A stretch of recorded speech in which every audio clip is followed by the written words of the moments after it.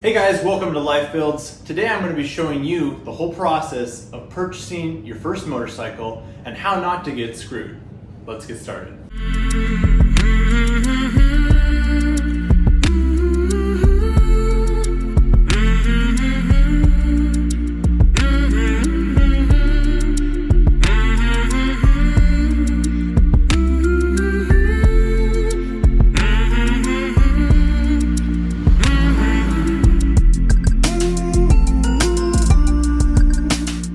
Okay, so getting started, the first thing you want to figure out is what kind of motorcycle you're looking for. Now there are many options. I'll give you a few. You can be looking for a cruiser, which you're looking more like a Harley. You can look for a sport bike, maybe a GSXR 750. You could be looking for your very first street bike. Could be a Yamaha R3, a little 300cc. You could be looking for a dirt bike, a sport cruiser, an enduro. There's a bunch of different types of bikes, and figuring out what you want is the very first thing. The next thing you want to do is you want to have cash in hand before you start searching for your first motorcycle. And the reason for this is because just like buying a house, if you start shopping, you're going to find that perfect deal. And then if you don't have the cash, you're going to end up in this really tough situation where you watch that deal fall away, or you end up trying to borrow money from friends or family, or all sorts of bad ideas. And so what you need to do is you need to have cash in hand. Now, in this video, we're going to show you how I got cash in hand for those first motorcycles. So obviously I did not start out with cash. I did not have a bunch of money. My family didn't buy me my first motorcycle, my first car. I had to work for it. So I got a job, I started making enough money, and I bought my first motorcycle. And what you can do with that is if you follow all the steps in this video, you can then sell it for a little bit more than what you paid for it because you got a good deal where you fix something and you do it again. And that is called flipping. And that is what I do for a business currently. I buy cars, I buy motorcycles, boats, jet skis, all these things. I buy them for undervalue, usually because there's something wrong with them or it's out of season. And then I sell them for more when you're in that correct season or when they're fixed. And that is what I am able to do to roll that money into the next flip. So now that you have your cash in hand and you know what kind of motorcycle you're looking for, let's head inside and I'm going to show you how to figure out how much you should be paying for it and how to get that good deal. Now that we're inside, my go-to place for shopping for motorcycles is Facebook Marketplace. It used to be Craigslist, but as I've gotten older, I've noticed a lot less people are actually using Craigslist, and Facebook is where I've been finding a lot of my deals. So I started out searching for a sport touring kind of motorcycle because I want to do a camping trip later this summer, and I stumbled upon this deal, as you see right here, which is a Yamaha FJR and a 2006 model. Once I've clicked on it, you can see that the seller is asking for $3,000 OBO. Now, he very clearly states that he has the title and paperwork, and he's also willing to negotiate. He says that right there in the top, which is really great for me. That means I'm going to be able to get it for a little bit less than $3,000, secure a good deal. And he also explains why. He said he's moving away to Colorado, and that means he's looking for a quick sale, which is also a benefit of this. So now we're moving away and we're going to do what's called a market search. We're going to see what are other bikes going for that are also similar to this year. So this is a 2005 Yamaha FJR, and this one has 22,000 miles. But look at right here. It says the title was reconstructed, meaning this bike has been wrecked and put back together. That is a significant ding in the value, and this guy's asking $3,000 for that, which is the same price as you can see here. So going down, there's a few more. This one has 96,000 miles, and it's a 2005. 96,000 miles. This bike that we were looking at buying has 15,000 miles. That is a significantly lower amount of mileage. Right after performing my market search and figuring out what motorcycle I'm looking for, I head on over to Kelley Blue Book Values and I type in the year, make, and model of the bike I'm looking at. Now you see how I have two options here. I always choose the base option so I can see what my minimum amount is. Now I'm looking at the typical listing price. I click on that and look at that. Boom. It says $4,755, but this is from a dealer. So it depends on the situation. Sometimes prices are higher, sometimes they're lower, but even the trade-in value, if I were to take this bike in, is $3,270, meaning I can take this bike after purchasing it. I can just go to a dealership and trade it in and get $3,270, meaning this bike is a very good price.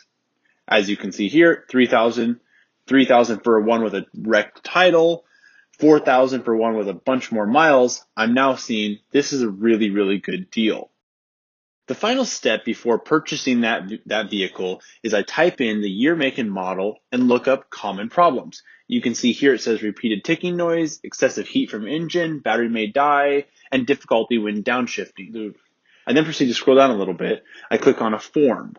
And I read through this form. It's a 5 or 10 minutes of your time, but you can get an understanding of what are some big issues with these bikes. So this guy lists a bunch of pros and a few cons. You can see, scrolling down a little bit more, you can see they're frustrated with the location of the battery. Okay, now that we have looked at the KBB value, we've done a market analysis, and we've found that deal, let's go out there and check it out. But first of all, I'm here in my garage, I have a couple bikes, and I'm gonna show you what to look for once you're there. Now, a little thing for you guys is I'm actually gonna go buy a motorcycle at the end of this video just to show you this process works. And if you guys are interested, I may show you a video of me selling it at the end to show you that it is possible to make money doing this. So let's get started and look at my GSX-R 750. The first thing when you approach your new to you bike is you wanna check the oil and coolant. So what we're gonna do is you're gonna come down here on the side of the bike, and you're gonna look down here, there's a little sight glass. Now hopefully you've brought a friend with you, and you can tip the bike up off of its stand, and you can check this level. It should be right in the middle. And you can also look at the color. If it's really, really black, you can assume that the bike has not had an oil change recently. The coolant tank is usually located under one of these fairings. There it is.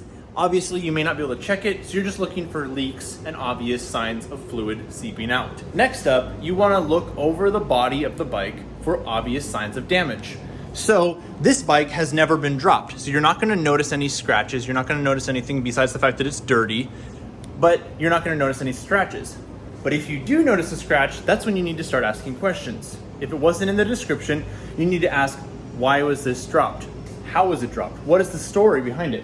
Now, an example is this is my girlfriend's 2015 Yamaha R3, and it was tipped over in the garage. Well, it has a frame slider. You can see some couple scratches there, but looking over the body of the bike, there's no damage. Now, if you notice scratches and they're like, oh, I just tipped it over in my garage, but then you can look at the scratches and you can actually know the real story. If the scratches are going along the bike, you know it was laid over at speed. You can tell it was sliding. If it was simply tipped over in a garage, there would be a ding, a dent, a scratch, and that should be it.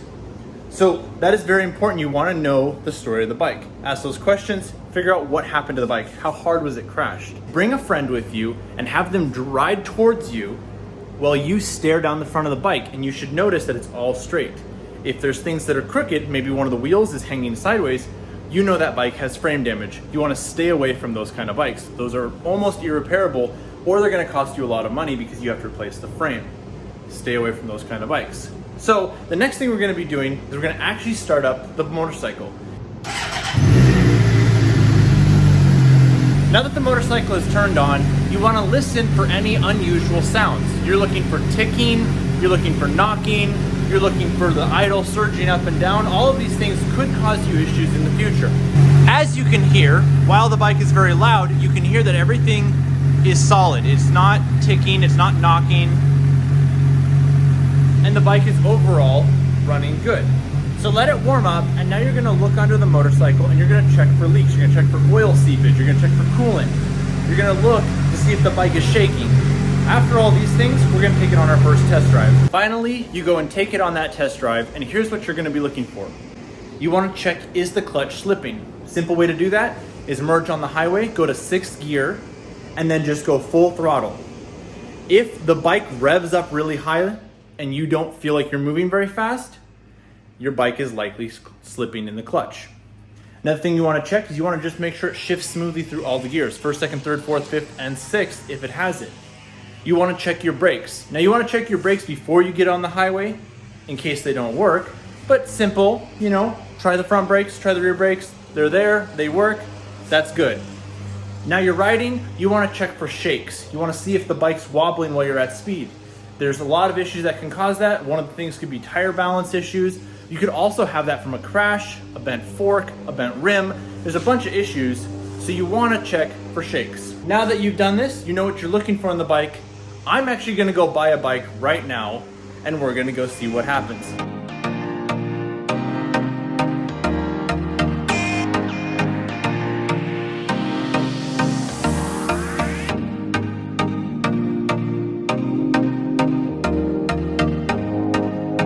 Alright guys, I picked up my girlfriend. She's coming with me to go get this new motorcycle, and I wanted to give you a few tips for negotiation. Now, negotiation is one of those things you can do to get a slightly better deal on the bike. Now, specifically with this motorcycle, the guy said, I am willing to negotiation, the price is OBO. And the reason is because he's moving, he needs to make a quick sale, and he's not concerned about getting maximum price out of his bike because he needs a quick sale. I want to give you a quick tip. If you're looking to get a couple $100s off a price, you hit a little bit below what you're actually wanting to get. So if I want to get the bike for $2,700, I'm actually going to offer something like $2,500 or $2,600 from the initial $3,000 selling price, and he's going to counter offer, hey, I'll do $2,800. I'll say, how about $2,700? Boom, we're both happy. It's above what my initial offer was, and it's below what his was, and we meet in the middle. And that is the purpose of negotiation.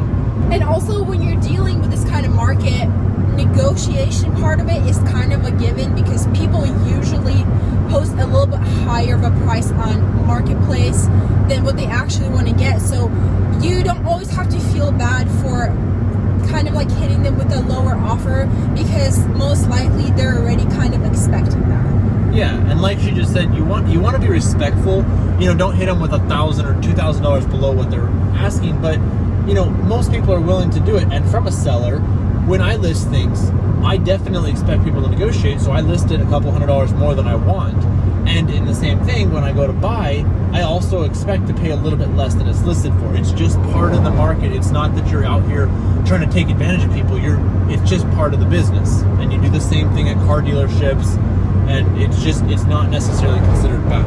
And the reason why we're kind of like taking the time to talk about this because I feel like a good amount of people don't understand that that's kind of a given of when you do this kind of a business, and they feel like, oh, like Michael screwed this person, or oh, you're a bad person for doing this, or kind of make you feel a little bit guilty about it. But honestly, it's just a good way to get a good deal, and we definitely recommend in a respectful manner that you take advantage of that too. So we're about 2 to 5 minutes away from the motorcycle. Like always, we're gonna try to respect the guy's privacy. I don't know if we'll be able to film anything, but we'll catch you immediately after we buy it, walk around this new motorcycle. Okay, I'm out here on the test drive for the new motorcycle, and here's what we're looking at. We're looking at a 2006 Yamaha FJR 1300.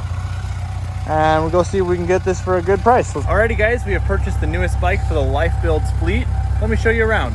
So this is a 2005 Yamaha FJR 1300. It's a beautiful motorcycle, but there's one catch. I don't know if you could hear, but there's a slight ticking in the engine at very low RPMs. At higher RPMs, when you rev it, it goes away. I was told that this bike was a 2006. It's actually a 2005, which brings me to my solution. I was able to negotiate down to $2,200, but here's why. It's because of the ticking noise. That was not in the description. It was supposed to run perfectly fine, and that is either a valve adjustment or a throttle body adjustment. I'm a little disappointed because I was hoping to just buy this bike, take it on a road trip, and now I got to put some money into it. But I just want to show you guys, like, I personally took my own advice, and it was like, if it's making a noise, you either got to negotiate or walk away. And I told them I was either going to walk away, or I gave them a low offer and they accepted $2,200. I'm a little concerned, just because I don't like that noise in the engine, but I looked it up. It seems to be a very common issue with these bikes. I'm pretty excited, but just letting you guys know. So we're stopping here. It's about 100 degrees out here. It's very, very hot. Stopping here at Safeway, go and get some water, some snacks, and then we're gonna hit the road, and I'll see you guys back at our house. Hey, we're made it back home safely, and here's the bike, and it's kind of big compared to my body. I cannot balance this by myself, so Michael's gonna show you around the bike. Alrighty, so that ride back, while it was only just a few hours, it was so hot. And it would have been really great. This bike is phenomenal for road tripping, but man, it was about 100 degrees and I literally burned myself and I was like sweating and it was miserable. So here's the bike that you can kind of see. This is the size comparison between a GSX-R and my bike, or in this new bike. It's huge. Something really cool I just found is this bike actually has a mechanical cruise control. So look at this. You turn this in or turn it out and look at, see how it's sticking? And then, so I found that pretty cool. The bike has 15,000 miles. It's a 2005 instead of a 2006. So always be careful when you're shopping for bikes, you know, check the title. It's okay. I ended up getting a really, really good deal on it at $2,200, which in my opinion is very good. The bike's worth around $4,000. I got it for that price because when I got there, the bike was actually ticking a little bit, and it's actually a valve adjustment I have to go do, but it's gonna take a lot of my time and a good amount of my money, probably about $500 to $1,000 to fix that problem, unless it decides to fix itself. They never do. So I was able to negotiate on that, but other than that, the bike is really cool. It's got a Cobra radar detector. It's got OEM saddlebags, as well as an OEM cargo bag inside from Yamaha. I really hope this video was educational for you, informative, and exciting. I know it was for me. I had a lot of fun filming it. If you want to see other types of videos similar to this, such as how to buy a car, how to buy a jet ski, all sorts of things like that, let me know in the comment section because I don't know. I don't know what you guys are interested in. Also, if you guys want to see other things with this bike, such as a review for a cruiser style motorcycle, I'm considering doing like a camping trip or overland trip. If you want to see me sell the bike and see how much I actually make in the end, let me know in the comment section below as well. Make sure to like this video, subscribe to our channel, and maybe hit the notification bell so you can see us post every single week. Catch you next time.